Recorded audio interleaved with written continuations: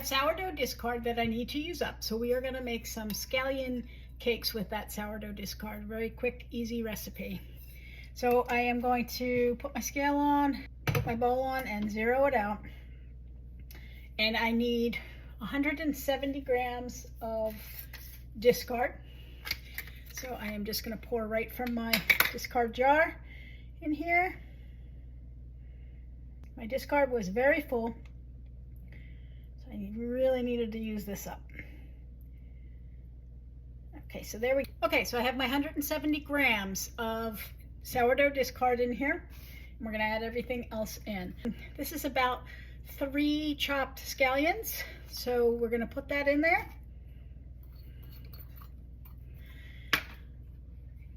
I have about 35 grams of water, and I'm reconstituting some dried shallots. You can use fresh shallots if you want, but I had dry shallots here today, so I'm using dry. If you're not using dry that you have to reconstitute, you want to use 28 grams of water. Okay, so we're going to put that in there as well. 1/4 to 1/2 teaspoon of salt. And now we're just going to mix all this together. In the meantime, I am going to turn on my pan. I have a cast iron pan on the stove. I'm going to turn that on and let it start to get very, very hot. And then we will add our oil in there and let that get hot before we put these into the hot pan.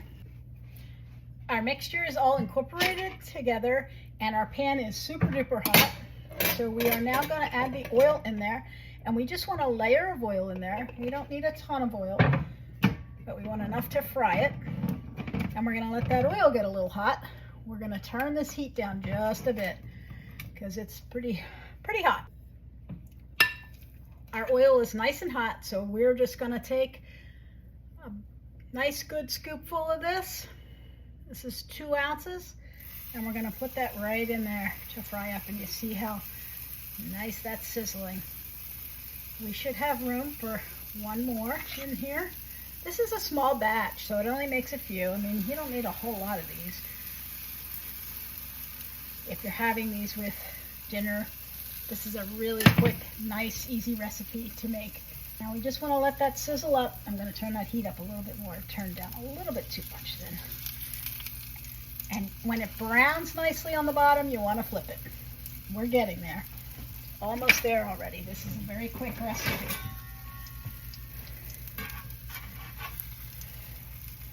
Yep, that one's ready to go. The bubbles are on the top. You can see the bubbles on the top.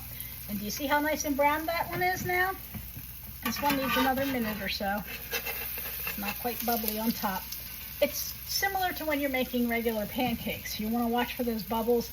Those bubbles mean, oh, the bottom's cooking. All right, so I think we're ready to flip that one.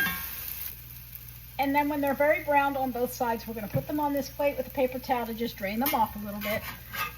Get some of that excess oil off. But these are just about done. See how that looks? That looks very toasty on the bottom. I'm going to turn that a little bit. How's this one looking? Good. Turn that a little bit. Some parts of your pan may be hotter than others, so look at that and turn your food so that it's evenly browned. Okay, we're going to flip this one over again to get a little more brown on that initial side. And we're going to do the same here. Do you see how nice and brown that is? It's beautifully browned. So we're going to just turn that off over onto the plate. Okay, and here are our scallion cakes all cooked up and drained off.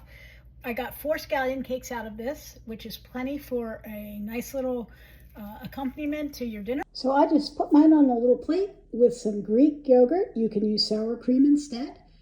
And I sprinkled a little bit of black pepper on it and some fresh parsley.